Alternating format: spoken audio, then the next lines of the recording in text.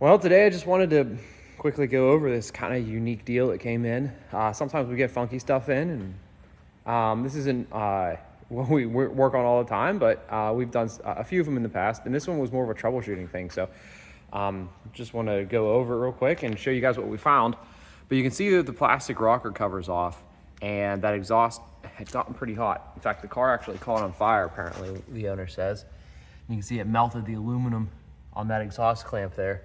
This puppy had to be glowing. But I guess he had the car sitting here running and then came out, and this rocker was all melted, and the car was, I guess it was on fire. A portion of it was on fire or something. You can see the smoke there. And so he shut the car off. And I don't remember if it was running rough prior to that or what the deal was, but apparently it was running really rough. And he took it into a dealership. They couldn't figure anything out. I guess they saw something about the spark plugs were melted. The spark plug wires were laying on the headers and melted, so they tried to repair those or replace the spark plug wires. I don't really remember exactly what he told me. But anyway, it's been running rough for a year or so, and he can't seem to figure it out. And the dealerships that he's taken it to, or maybe their other shops, couldn't figure it out either. So he brought it to us, and came in Monday morning. And I immediately just hopped on it real quick because it sounded like it was probably something simple.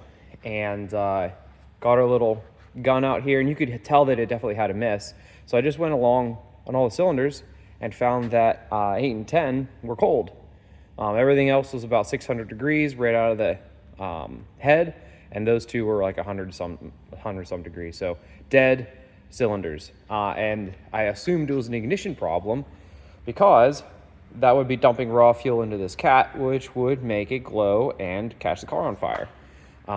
So we just had 2 cylinders of raw fuel, 2 cylinders worth of raw fuel dumping into this cat. So I pulled the plug wires off these two because I wanted to make sure that they had spark, see that the plug wires were damaged. Now the ones that he said the dealership were playing with were on the other side, I believe. But anyway, I pulled these wires off, and the boots wouldn't come off the plug. And I'm not pulling by the wires, I'm pulling by the boot. And I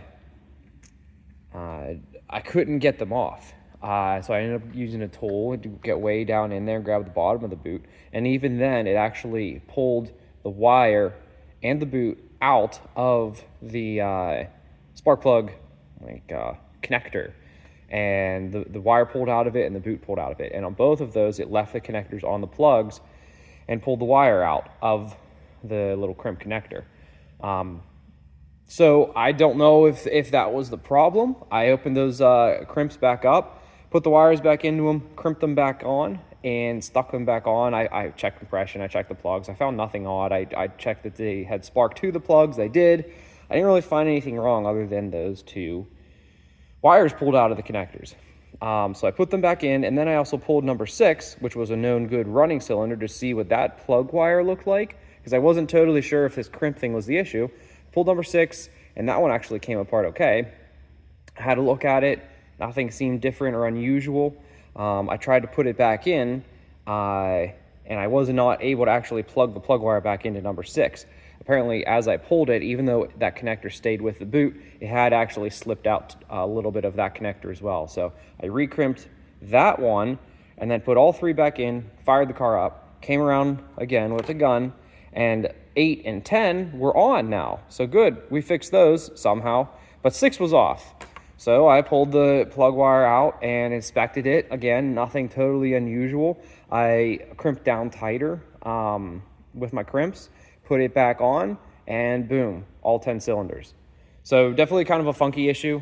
I'm not totally sure what initially caused this. Maybe people trying to change the spark plugs or put on cheap wires. I don't know what kind of brand wires these are, but they really just pulled right out of their crimp very easily. Now, obviously, we don't pull by the wire. I would never pull it by the wire, but even pulling it by the boot, it was locked onto the plug and just pulled right out of the crimp. So we're going to replace the spark plug wires with ones that don't have like a do-it-yourself style crimp on the bottom. They're just going to be all one piece.